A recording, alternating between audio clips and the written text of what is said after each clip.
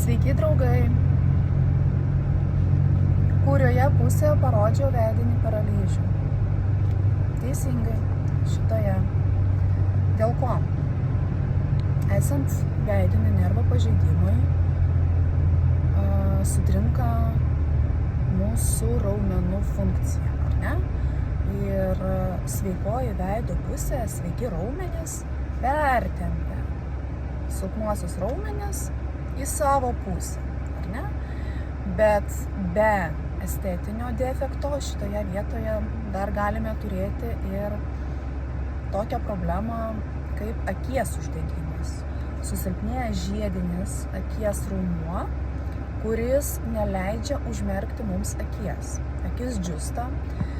Ką turime daryti? Pirmiausiai, turime išlaikyti veido simetriją, kad išvengti šitos problemos. Jeigu ne visai pavyksta drėkinti akį, bet bandyti ją išlaikyti su teipo pagalba. Kaip tai padaryti? Bandysiu paaiškinti.